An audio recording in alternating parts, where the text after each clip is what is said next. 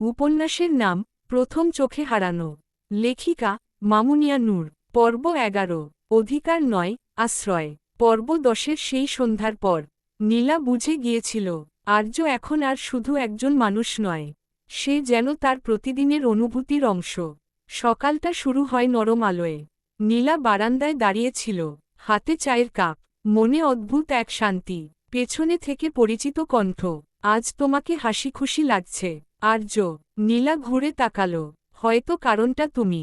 এই কথাটা নীলা নিজেও বুঝে ওঠার আগেই বলে ফেলেছিল।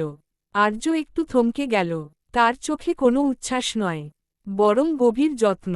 আমি চাই না, সে ধীরে বলল, আমার কারণে তুমি কোনো চাপ অনুভব করো। নীলা চুপ করে রইল, তারপর বলল, চাপ না, তোমার পাশে থাকলে আমি নিজেকে হালকা মনে করি। এই স্বীকারোক্তিটুকুই আর্যর জন্য অনেক। দুপুরে বাড়িটা আবার ফাঁকা। নীলা বই পড়ছিল ঘরে, দরজায় টোকা। আসো, নীলা বলল। আর্য ভেতরে ঢুকল। ঘরটা নীরব, দুজনের মাঝে কথার দরকার নেই। আর্য জানালার কাছে দাঁড়াল। নীলা ধীরে তার পাশে গেল। তুমি জানো, নীলা বলল, আমি আগে কাউকে এভাবে কাছে আসতে দিইনি। আর্য তাকালো। আর আমি, সে বলল, কখনো কারো কাছে এভাবে থামতে চাইনি।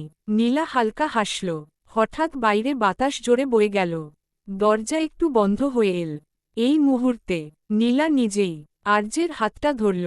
এই স্পর্শে কোনো তাড়াহুড়ো নেই, কোনো দাবি নেই। আর্য খুব শান্ত গলায় বলল, আমি তোমার ওপর কোনো অধিকার চাই না। নীলা চোখ তুলে তাকালো।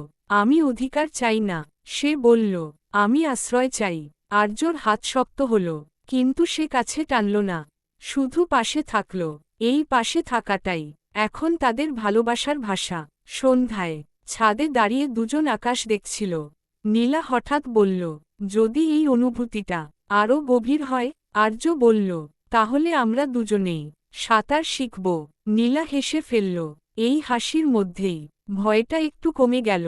আর এই পর্বের শেষে দুজনেই বুঝে গেল, ভালোবাসা মানে জয় নয়, ভালোবাসা মানে একজন আরেকজনের নিরাপদ জায়গা হয়ে ওঠা। দুটি পর্ব 12তে আবেগ আরও স্পষ্ট হবে, আর সম্পর্ক নতুন মোড় নেবে। পুষ্পিন গল্পের পরের পর্ব পেতে সাবস্ক্রাইব ফলো করতে ভুলবেন না। জলজলে হার্ট।